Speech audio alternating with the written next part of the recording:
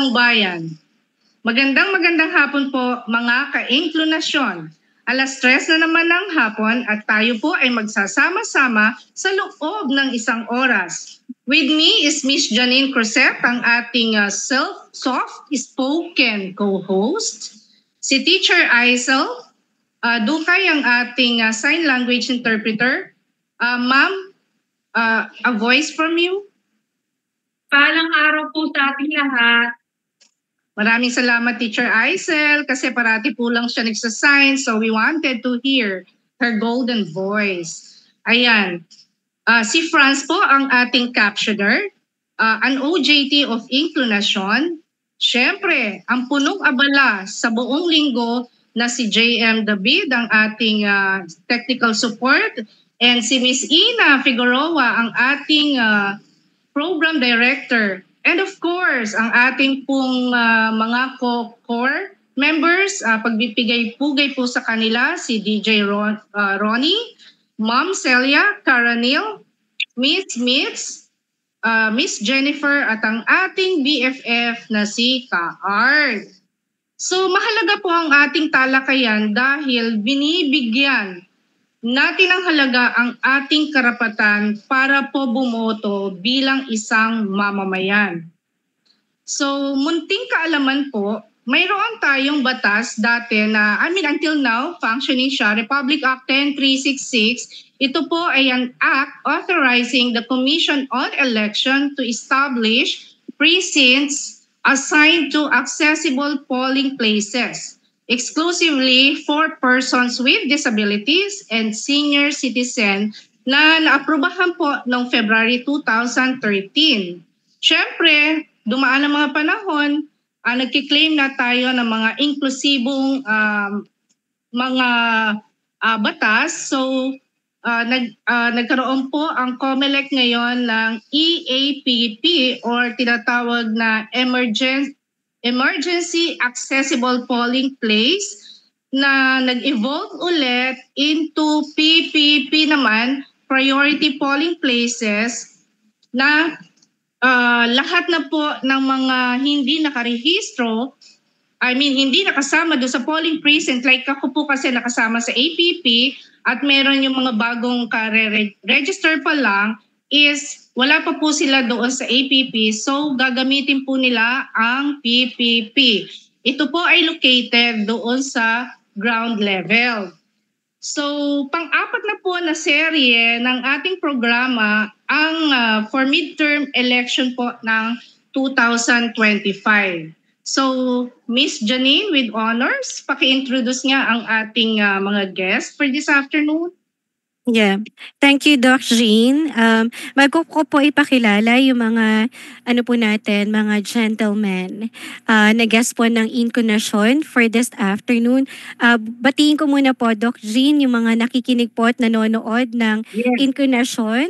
Ako po si Janine, ang co-host niyo po for today. I'm wearing red dress, medyo 3/4, and I'm wearing, medyo tinali ko po yung buhok ko, curly hair. Kinulot ko siya. So, yun po. And I also have a light complexion. So, magandang hapon po sa inyong lahat, mga tagi-Inclination. Manatili lamang po kayo sa ngayong hapon na ito dahil marami po kayong matututunan sa aming pong mga panauhin sa hapon na ito. Ngayon po, papakilala ko po, kagalakan po ng Inclination na ipakilala po sa inyo po mga Inclination, ka-Inclination ng aming pong panauhin. Ang una po naming panauhin, nominee for Action Dapat Party List, si Attorney Bobet Rojo. Good afternoon, Attorney Bobet. Yes. Magandang hapon rin sa inyong lahat, mga taga-Inclination. Yes, sir. Para po sa mga Bicolano, maray na hapon, sa Indugabos, sa mga Bisaya naman ay mayong hapon kaninyo tanan. Mm-hmm. So Sir Bobby, para po sa mga person with vision impairment, maaari niyo pong bigyan kami ng konting description kung ano po yung itsura niyo po, ano pong suot niyong damit, at ano po yung mga qualifications niyo po. Sige. paano ba yan? Naka-blue shirt ako na naka-white vest na may nakalagay na action dapat. Ang complexion ko fair, pero pinanganak ako maputi. Kasi nag-swimming ako ng 6 years as swimmer. So pagkatapos ng 6 years na yan, hindi bumalik yung kulay ko. Varsity swimming sa UP. Gusto ko sana magtali ng buhok, pero wala akong buhok. Konting-konti meron. 2 weeks ago, pumunta nga ako sa parlor. Sinamahan ko yung anak ko. Ang sabi sa akin sa parlor, ano gusto niyong pagawa? Tinignan ko siya. Gusto ko sana magpakulot. Yeah. So, sabi nga nila, grass don't grow on busy streets. Kaya, wala tayong buhok ngayon. Para po sa mga kapwa ko po may kapansanan sa paningin, damhin nyo na lang po mga kapwa ko person with vision impairment. Pogi pa rin po si Attorney Bobet. Yan rin ang sabi ng nanay ko sa akin. Salamat po. Salamat po, Attorney Bobet, for your very lively introduction. Ipapakilala ko na po yung isa po nating poging panauhin. Siya po yung nominee rin po for Action Dapat Party List, si Sir Edgar Lagman, registered nurse. Hi, sir. Hi, good afternoon mga ka-inklinasyon. Good afternoon sa inyo lahat, sa mga viewers, sa mga listeners, persons with disabilities. Magandang hapon sa inyong lahat at salamat sa pag-imbita sa amin dito. Kayo naman, sir, paano nyo po i-describe yung sarili sa aming pong mga tao may kapansanan sa paningin? Aside from being gwapo. Ako, salamat. Unang-una ako yung naka-itim na t-shirt with color, no? May Action Dapat logo. Ako ay light color din, fair skin, light. Ang weight, ang build ko medium build. Medyo may mga puting buhok ng konti dahil senior citizen na rin ako. Bilugin ng mata. May eye bags na rin. Ayun lang po description niya, sir. Pero wala po sa boses niya, sir, na senior na kayo. Ako, maraming salamat. Sir. Thank Pati you. po si Attorney Bobet po, wala pa po sa sa boses niyo yung inyo pong edad. Kasi kami pong mga person with vision impairment, we completely rely on our hearing. So we could identify po people through listening to their voices and also through their description. So thank you po, Sir Edgar and Sir Bobet, for your warm introduction. Balik na po ako kay Doc Jean. Over to you, Doc Jean. Yes, diba? Ang dami kong nasabi, hindi pa ako nagpakilala. Yes, Doc Jean, ikaw naman, di ka nag-describe. So, ako po si Dr. Regina Laksamana Madalaysay. Ang suot ko po ngayon ay black na may polka dots na mga white. And then meron po akong necklace na pearl na binili pa natin sa Palawan. Short hair po siya na light brown, yung aking buhok. At meron din pong earring na mga pearls. At ito pong aking nunal na malaki sa mismong ilong ko. Yun. So nakakatuwa, Miss Janine, no? Yes, yung hapon na ito kasi nabigyan tayo ng pagkakataon. Sa ating pong mga guest, maraming pong salamat sa oras na ibibigay nyo sa hapong ito. Ano na po yung nag-udyok sa inyo para sumabak po sa pagtakbo bilang representative po ng party list? Umpisahan po natin kay Attorney Bo. Gusto ko yung Attorney Bo.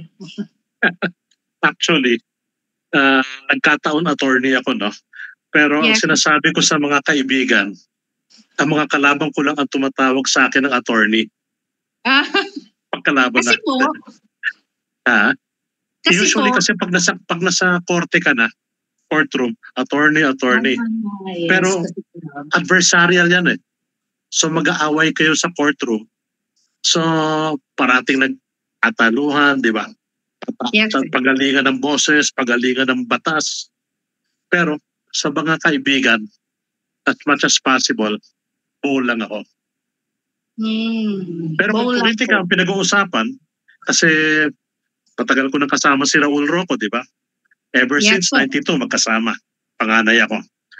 Ang sinasabi ko dyan, you can call me Bo, you can call me Robbie, but kayo, you can call me anytime.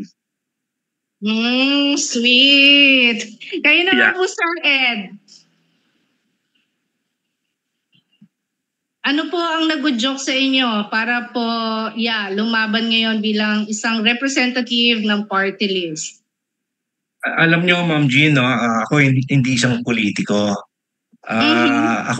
Ako ang senior vice president ng samahang to, ng party list na to. Ninominate nila ako. Since hindi ako isang politiko, tinanggihan ko muna yan. Pero sa pagpupumilit nila, sabi ko susubukan ko. In the process ng aming pagsasama, nakita ko ang advokasya, ang mga plataforma de gobyerno ng samahan na to, at lalo na yung aking makakasama, doon unti-unting nabuo ang aking loob na maging nominee dito sa party list na to. So yung maiksing panahon, actually matagal na kami magkakasama, pero dito sa kampanyang to, lalo akong natuto, marami akong natutunan sa kanila at nabuo ang aking paniwala sa partido at saka sa kanila. Naipaglaban namin ang mga plataforma de gobyerno at ang mga atikain namin. Yes po, thank you naman. At being a registered nurse, siguro po ay makakatuwang natin kayo kung sakaling makapasok or kahit hindi man sa pagpoprogreso po sana o pagpapa-improve ng ating mga public hospitals, di po ba? All out ko dyan, Ma'am Jean. Kaya maupo o hindi, all out ako sa tulong. Since nakasama niyo na ako ngayon, anytime makakasama niyo ako, kung may tutulong ako sa iyo. Pero sana mas maganda kung maupo. Ako. Yes po. Hindi po sa akin, sa lahat po ng ating mamamayan. Miss Janine? Opo. Follow-up question ko na po dun sa introduction po ng mga guests po natin, no? Kasi po diba si Attorney Bobby Roco, anak po siya ni dating Senator Raul Roco. Para po sa mga nakikinig po, malaki rin po bang impluwensya yung tatay niyo po, attorney, para po ngayon tumakbo po kayo sa politika or pumasok po kayo sa politika? Magandang tanong yan, Ma'am Janine. Okay. Because Raul Roco chose his life. Yan ang pinili niyang buhay na maging mabuting citizen, parating number 1 yan. Student, top student of the Philippines, magaling na abogado, magaling na congressman and senator. And even sa Department of Education Secretary, he increased magulo kasi yung DepEd dati. Tapos during his time, naging top government agency. He chose to live that. I lived it with him. So basically, yan ang pagkatao ko yung siya. Baga yan ang nakita ko growing up. And I was with him sa Senate. Basically, alam ko kung paano siya mag-isip. Yes. And dito sa party list namin, yung pinaglalaban, yung principles na galing sa kanya, adapted ng action dapat. Yes po. These principles, ito, umpisan ko na yung i-explain ko na. Yes, it's the agenda of hope. Meaning, H, honest governance. Agenda. It's not good governance. It is honest governance. O is opportunity for all. Mhm. That includes us, everybody, di ba? Without discrimination, dapat equal opportunity and access is given to everybody. Mhm. Now Yes. we go to letter P. We have peace, productivity, and prosperity. Peace Okay. is rule of law. You must follow the rule. Do not break the law. Diba? Mhm. Simple as Yes. that. We can simplify it that way. Productivity is kung peaceful ka with yourself and with the government and with your job, Yeah. then you will be productive member of society. Yes. And if you are productive, then you will have prosperity. Mga kabit-kabit yan. Yes po. And of course, yung E sa Agenda of Hope is environment and education. Yung environment, it's self-explanatory right now, especially now na may climate change. We must protect our environment. At inuutang lang natin to sa mga apo natin eh. Yes. We must give it back to them better than what we have it right now. Diba? And of course, wag natin kalilimutan yung education.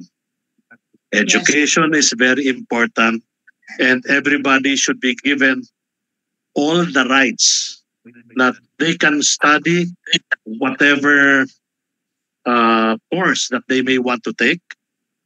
It should not be a hindrance. Ito para sa iyo, given, di ba? It should be your choice kung saan mo gusto mag-aral. Basta mag-aral, yan ang makakuha ka ng diploma, and yan ang pwede mong dalhin kahit na anong bansa. Meron kang diploma. Di ba? Yan ang katunayan na you are capable of doing things the way it should be done. Yes, yan ang Agenda of Hope. Yes, thank you po for that Agenda of Hope. Lalo na po ngayon, di po ba, nabalitaan natin na kulelat ang ating public schools or ating mga kabataan sa pagbabasa. Parang second to the last po siya eh.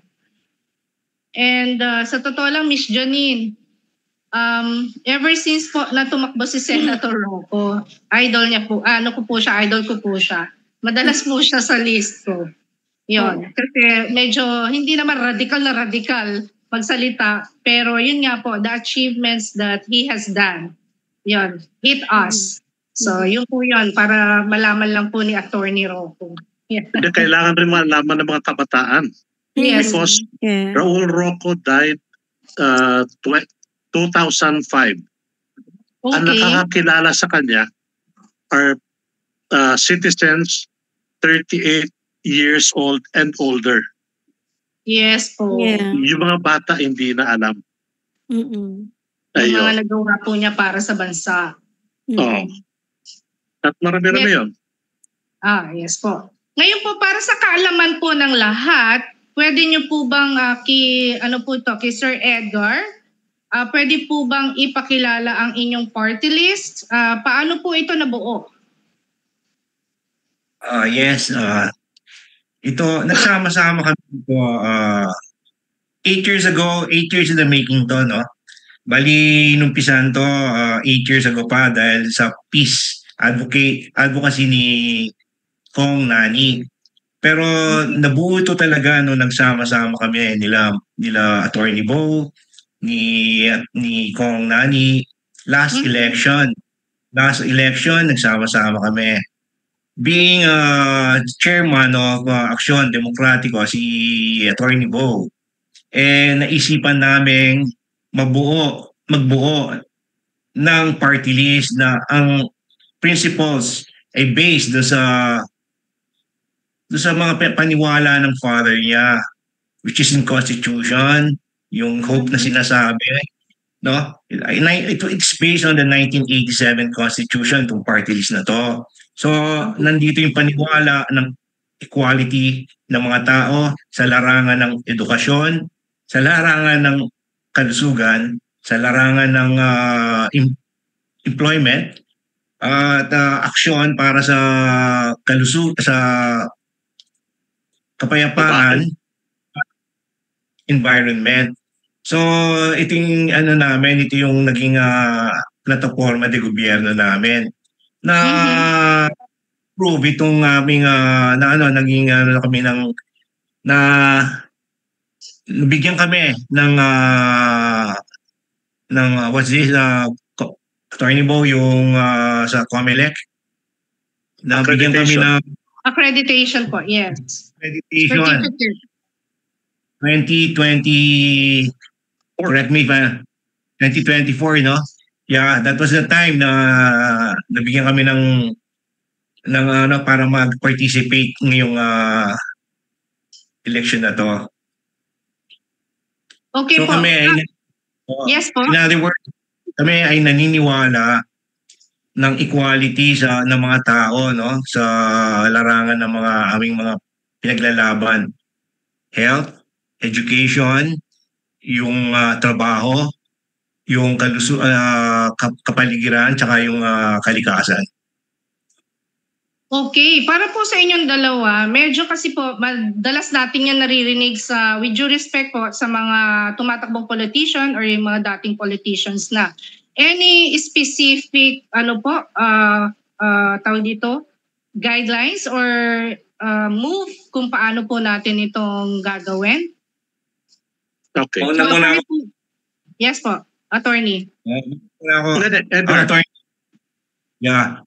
Sa larangan ng kalusugan, nabanggit ko kanina, no, sa larangan ng kalusugan, ako being a health care provider, nakita ko ang sitwasyon natin sa mga Pilipino dito regarding dito sa health, no.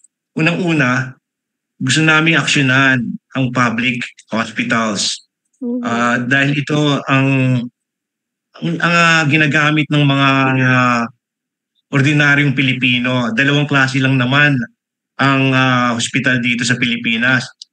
Isang private and public. Private, wala tayong problema dyan dahil kumpleto ang gamit dyan, maganda ang serbisyo. Dito tayo sa public hospitals dahil dito, ang gumagamit dito ay karamihan.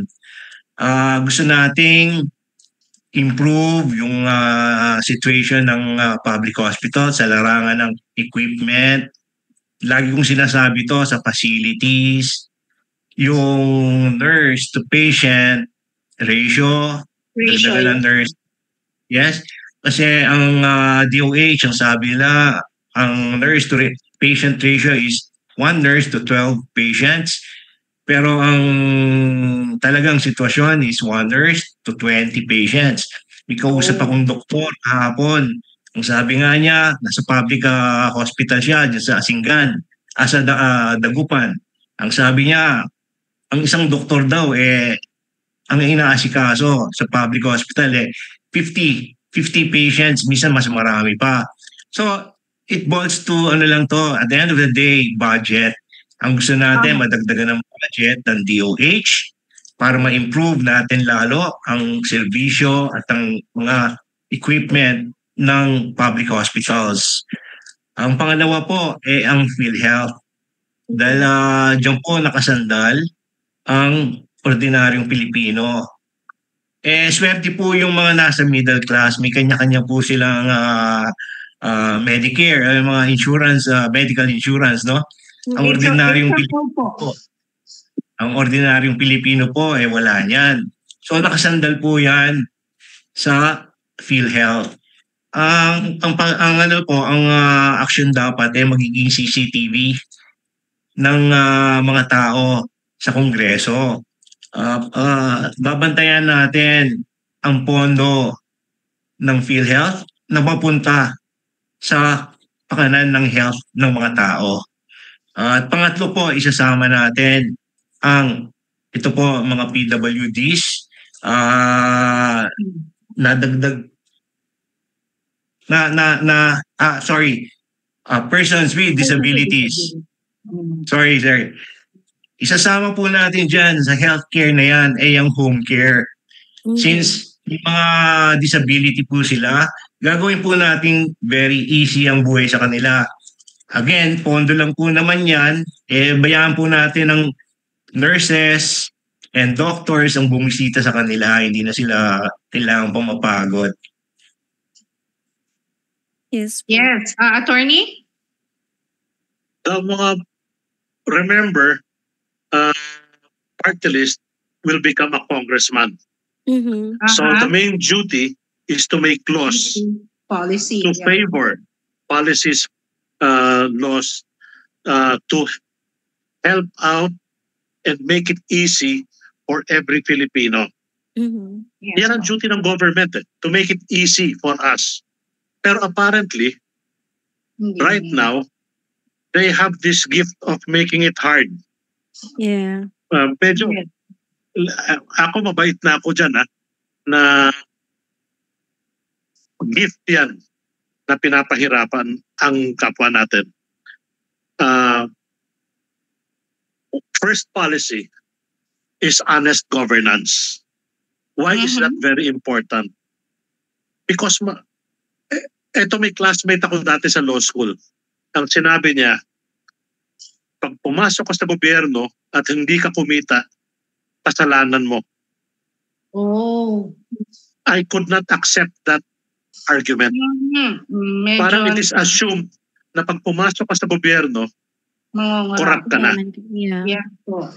I refuse to believe in that practice.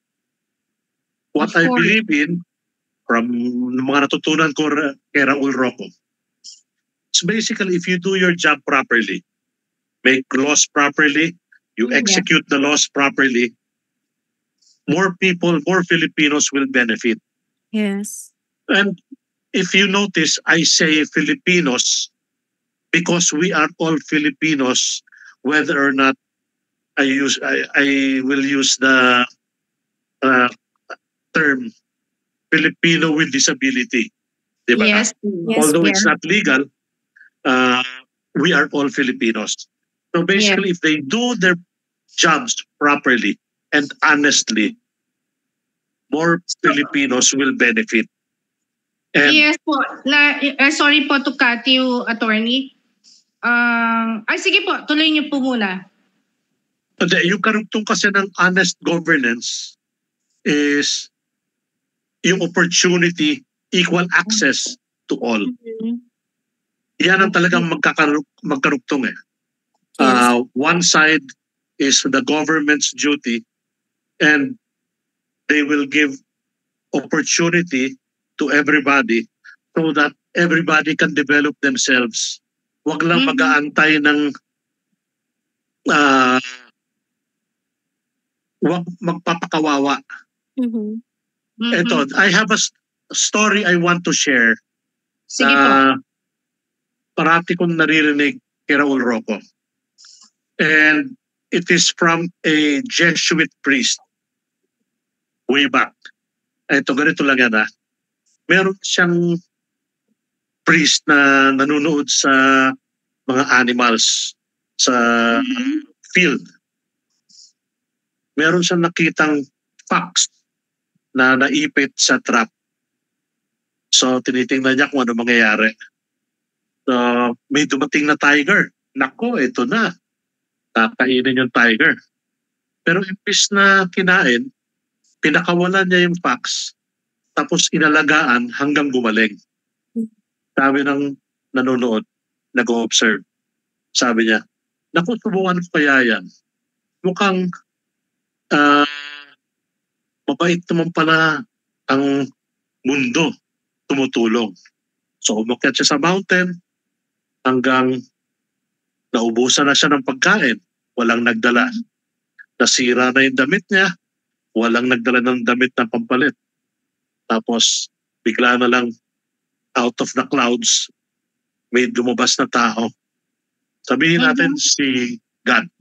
Jesus. So, Jesus. Sabi niya, Jesus, ba't naman ganyan? Bakit mo naman, nakita ko naman yung tiger at saka fox, tinulungan yung fox. Bakit naman ako, tao ako, walang tumulong? Ang sagot, nilagay kita dyan para maging tiger na tumulong. Ba't mo naman pinili na ikaw yung maging fox? So in that sense, dapat tayo lahat, we should be tigers and start helping. Diba? Para po sinasabi niyo, we should participate. Oh, even dun sa sinabi ni JFK, Kennedy, yung ask not what your country can do for you, but what you can do for the country. It's a two-thing approach. One is from the government and one action is from the people. So tayo rin dapat kumilos. Okay. So, balikan ko po yung sa PhilHealth na mention. Ano po yung pananaw nyo na tinanggalan talaga ng budget for 2025? Sagutin ko yan. Ang pananaw ko doon very illegal na, masasabi ko illegal yan. Kasi ang sa Monday ng PhilHealth, ang sabi dyan ang pondo ng PhilHealth ay gamitin para sa kalusugan lang ng tao. Wala naman sinasabi dyan na kunan mo ng pondo yan at gamitin sa iba. So, ang pananaw ko doon mas marami talagang matutulungan ng PhilHealth kung may pondo yan. Sana ginamit nila. Naipon So, parang ang dapat ang ginagawa pag may pondo, todo ang benefits niyan. Kasi at the end of the year, pupondohan na naman ulit yan Plus, may plus yan. Every month, ang mga premiums, mga nagtatrabaho, nagbibigay ng contribution dyan. So, let me explain lang kung saan nagagaling ang pondo ng PhilHealth para maliwanag, no? Yes, parang pie yan, isang bilog.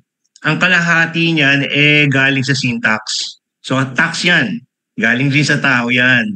Yung 1/8 niyan galing sa PAGCOR. Yung 1/8 niyan galing sa Congress, government. At yung 1/4, yan yung contributions ng tao. Para tayong shareholder, kung kukumpara mo yan sa isang korporasyon, ang mga shareholders din tayo dyan sa PhilHealth. Lalong-lalo na may kinocontribute tayo dyan. Sana man lang, bago sila umaksyon na kunan ng pondo yan, paalam nila sa tao dahil may pera rin tayo dyan. May contribution din tayo dyan. So, ang pananaw ko dyan, dapat ang pondo, inuubos yan o gamitin yan sa health lahat. Ganun nating in-approach yan. Marami po ang makikinabang talaga. Dahil in fairness, maganda po ang benefits ng PhilHealth. Dapat din po alam sa mga tao kung ano ang mga benefits nila para magamit naman. Sa action dapat, babantayan natin yan. Sana magamit sa tamang paraan. Yes, marami pong salamat. Sa ngayon po kasi, sa sektor ng may kapansanan, marami pa pong pagkukulang. Kayo po ay nagagandahan na, pero kami pong nasa sektor ng may kapansanan ay napapansin na marami pang pagkukulang. Katulad po yung ating mga hard of hearing. Di po ba? Kailangan nila ng Miss Janine, ano nga yun? Hearing aid. Na alam naman natin pong pagkamahal-mahal. So, sana po mabigyan na rin po siya ng tinatawag na package. Di po ba? Miss Jean, sa tingin ko, ito yung purpose ng ating pag-uusap. Yes. Yung party list na action dapat at ang mga representante ng persons with disabilities. Magiging malaking tulong ang inyong contribution dahil kung ano yung mga kukulang, pwede namin i-suggest or ipaglaban or maging representante kami ninyo sa Kongreso. Yes, maraming salamat, Miss Janine. Opo. Ito po yung tanong ko naman po para kay Attorney Bo Roco. Kasi sir, di ba, kayo po yung abogado. So, sa paanong paraan po kaya makakatulong ang action dapat para po sa mga taong may kapansanan, especially women with disabilities sa access to justice. Kasi isa rin po yun na issues ng mga women with disabilities na hindi po natutugunan. Kasi po, yung paano po ba yung makakakuha po kami ng katarungan, especially dun sa mga women with disability who experience gender-based violence? That's a good question. Yes po. Interesting. Because I never thought na merong mga categories differently affecting different Disabilities. disabilities yan. Mhm. I believe na it is time that we can address this problem on a specific disability issue. Yes, sir. It should include each and all disability in the next law. Okay. As explained a while ago from our conversation, now they are putting mga ramps. That's only answering one disability. The physical po. The Opo. physical disability. Now, without looking into the problems of those with Visual. visual visual Impairment po, sir. impairment. Yes, diba? sir. So now, moving forward, having an open mind, when you say persons with disability, it is not only one or the other, Yes, but sir. it must be seen in all other categories of disability. I agree. That Yes, one, my mind is open to that. It Mhm. is totally new. Yes, sir. Despite I myself is a person with disability and non-apparent at that. That should not be overlooked. Yes, It should sir. be included in the next law. Maybe, Now- sir, no? Ito Oh. po, kami po sa disability sector, hindi po kami ganun ka-demanding. Maybe we should sa action dapat, maybe we should review yung mga existing law. Like for example po, RA 9262, and then ano po ba yung kulang doon na hindi po natutugunan yung pangangailangan ng mga women with disability? Kasi we have already existing law, sir. So, hindi Yes. lang po siguro siya na i-implement sa grassroots level or hindi po namin dama bilang babae may kapansanan. Siguro po sa sa inyo pong party list, maybe rin po, meron na po kayong kapangyarihan na mag-review po ng mga existing law, and then from there sir, mas mainam po kasi mas ma-maximize po natin yung budget kaysa po mag-create ng panibagong law. I think yung sa akin po ko lang po yun, sir, suggestion ko po yun na why not being practical, just like what Sir Ed mentioned a while ago for the healthcare system po ng Pilipinas. May existing law na po tayo like the Universal Healthcare Law. Pero paano niyo po ba yun paano po ba gagawin ng party list na maging inclusive po yun sa mga persons with or Filipino with disability po, sir? Nice. Yes, sir. The way I see it right now, ngayon pa lang sa pag-uusap natin, at pwede pa ito lumalim. We can change or improve the law, Yes, sir. or baka ang kailangan i-improve yung IRR. Correct, sir. Because the law may be addressing the problem, but the IRRs, what they call that? Doon po may kakulangan sa Yes. IRR. Hindi siya applicable Implementation po. rules and regulations, Yes, sir. baka hindi na ayos. Yes, sir. So basically, it may be the agency that needs a reminder to include each and all disability, Yes, not sir. just one. So Agree po. basically, with your earlier question about legal, Yes, sir. for example, if they already have a desk for women and children, I do not see why a similar desk or a similar service can be given or afforded to the people with disability. Yes, sir. Agree. Tama po. Kasi po ang nangyayari po, I know Doc Jean will agree with me if I'll say na ang mga politician, even our government officials, nag-iisip po sila ng programa, proyekto na one fits all na hindi po applicable for persons with disability, sir. So like for example po, I like po what Sir Edgar mentioned a while ago for the, for your plataforma po sa healthcare system. Specifically, isa din po sa hindi nakikita ng gobyerno, yung pangangailangan din po ng mga non-apparent na disability, especially yung mga psychosocial disability po, na may psychosocial disability. Sa healthcare po, hindi rin sila nabibigyan ng pansin. Kasi po sa PhilHealth po, sir, kung titingnan niyo po, hindi sakop yung psychiatric test and examination, hindi po yun kino-cover ng PhilHealth. Knowing na yung mga, like for example, yung sa intellectual din po na may mga disability, hindi rin po sakop ng PhilHealth yun, Doc Jean, tama po. Kailangan po expensive. No, Miss Janine. Meron tayong ZMORPH package for children with disabilities. It covers. Ang problema natin, kulang yung accredited hospital at the moment. Yes, sir. If I may add, Yes, sir. Isasama rin natin dyan, yung kasi tayo naniniwala bilang healthcare, tayo po ay naniniwala sa kasabihang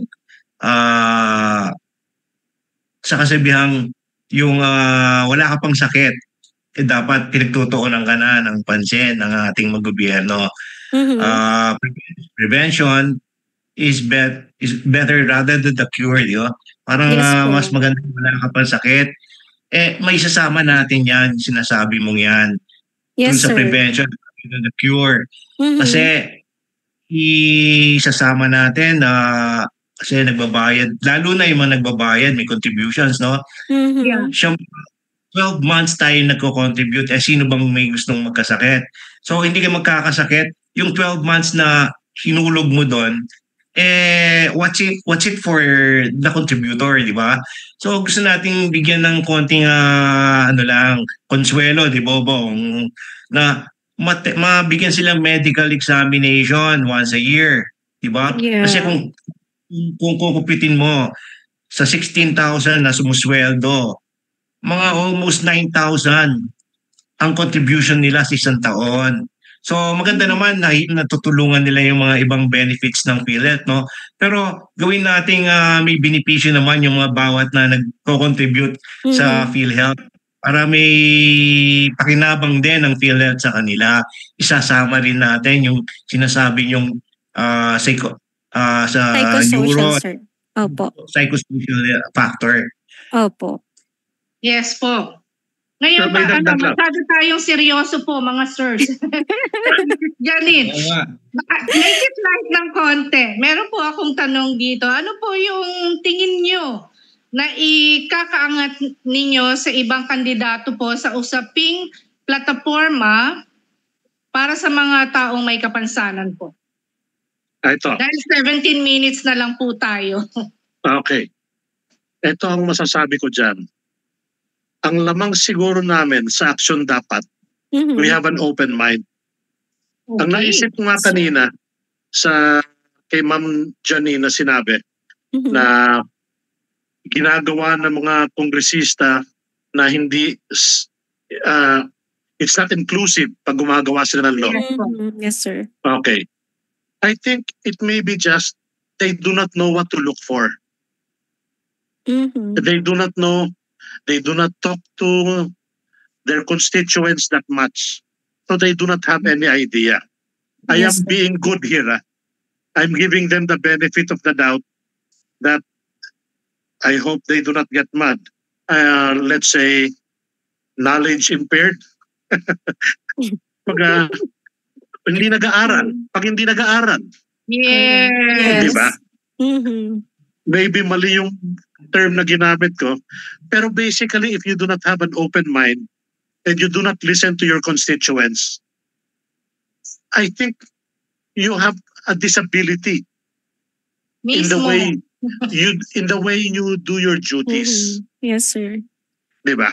You must have an open mind. And that is what we have in action dapat. How about po kaya, Sir Edgar? What do you think? Ano po yung lamang niyo po dun sa ibang mga party list po na ngayon tumatakbo? Bukod po sa inyong mga kagwapuhan, sir. Talaga nakikita mo yung Janine, ha? Maniwala kayo sa akin, sir, mga sirs. Okay.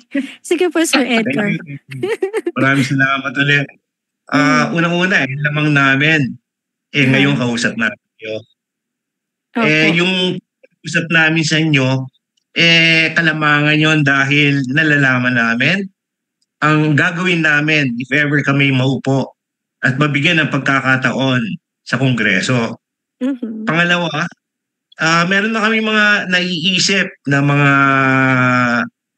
mga programs or bills or kasi sa Kongreso bill So may naiisip na kami.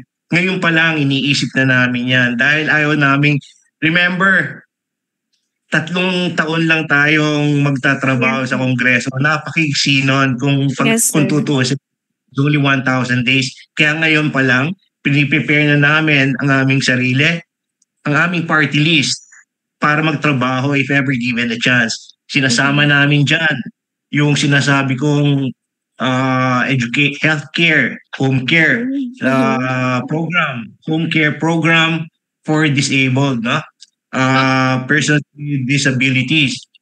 Pangalawa, financial support sa education, scholarship to sa TESDA nga na sinasabi ko kanina.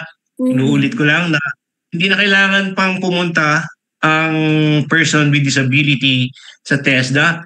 Instead, scholarship, provide namin sila ng mga gamit, laptop, internet, para sa bahay sila, natututo sila. Kami kasi naniniwala kami, kulang sa edukasyon ng mga kapwa Pilipino natin. Gusto natin sila educate in a fair manner. Ito isang naiisip namin is through TESDA, skill to eh. So alam ko naman, naniniwala ko, ang mga persons with disability napaka-skilled na mga tao yan. So yan ang mga dalawang bagay na naiisip namin. And tuloy-tuloy itong interaction natin, no? Para matulungan nyo rin kami na mapagsilbihan ng mga persons with disability. Salamat po, Sir Edgar. Yes, Miss Janine, ang bilis ng oras. So, hingan po natin kayo ng mensahe po para sa ating mga manonood at tagapakinig.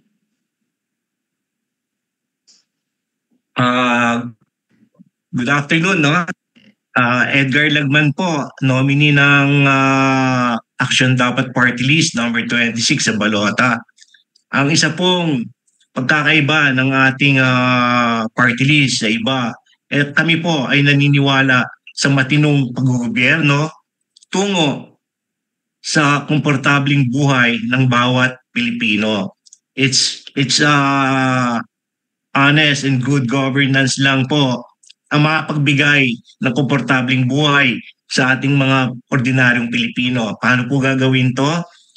Siguraduhin po natin ang serbisyo makarating po ng buong buo sa mga Pilipino po. Kami po magiging CCTV nyo sa Kongreso. Ang po, barely 19 days na lang po, eleksyon na. Balik na rin po yung balota. I-shadean po yung number 26. Isa lang po ang pwedeng iboto sa mga party list. At kung umaasa na tayo po ay maging matiwasay ang ating eleksyon. Maraming salamat po. Yes, Attorney Bo? Parang sinabi na ni Edgar lahat ng kailangan sabihin. Parang wala nang iniwan. Pero in all seriousness, we should take this election very seriously. Mhm. Every voter in the Philippines has a duty to be thinking wisely of Mhm. what the government they want. Yes The po. citizens will be the ones to pick the kind of government and the kind of service that they will receive from the government that they choose. Yes po. So basically, what I'm saying is we are offering our services of honest governance to do the laws that is beneficial to everybody, Mhm. Yes. especially in to the especially with the people of uh, with disability, di ba? Mhm. Yes And po. every other citizen, honest governance and equal opportunity. Yung sinasabi nga ni Edgar kanina, nasa TESDA, meron ng mga free courses ang binibigay talaga ng Yes po. TESDA online. Yes Mhm. po. Pero tama nga yung sinabi na kasama na yung baka kulang ng equipment to do so. Mhm. Then we can help in that manner. We can help in that manner better because dumaan tayo sa COVID. Mhm. Yes po. Yung mga natutunan natin sa COVID, like online classes, work from home, we Mhm. should take advantage of this. Of that, yes. Imagine this, working from home, less transportation, less Yes. pollution, then we protect the environment. Mhm. Mismo. Opo. Work from home, wala kang transportation, wala kang kantin na pupuntahan sa trabaho, ang laki ng savings eh. Yeah. Yes po. Ako nagulat ako sa savings ko when I was working from home. Pero we must learn from what we learned from our experience during the COVID and apply it now Mhm. to be Mhm. competitive in the world. Opo. Di ba? Tama We po. must have knowledge. So the Mm. government can only provide the opportunity to study, pero we must want to study and become productive for our country as well. Yes, ang ganda And- po ng huling. Yes po, sir. Patuloy po. And with that, sana naman maalala nyo na meron tumatakbong number 26 sa balota. Action dapat ang iboto sa ang batas, ang Constitution sinasabi second Monday of May. Yeah. So Opo. parate yan, will be second Monday of May. This time it's going to be May 12. That's the Okay. second Monday of May. May. Yes po. Of May. Miss Janine? Pahabol. Sige Yes po. po, Sige. Sir Ed. Gusto ko lang sabihin na doon tayo sa tamang daan, ha? Doon tamang daan. Huwag sa limang daan. Sa tamang daan, huwag sa 500. Yeah. Ayun, Yeah. ang galing daw. Ang galing mo po, Sir Ed. Tamang daan, wag sa 500. I love it. I Tama love it. naman. Mm. Oh. So, Miss JM, paki ang ating sponsors and public announcements.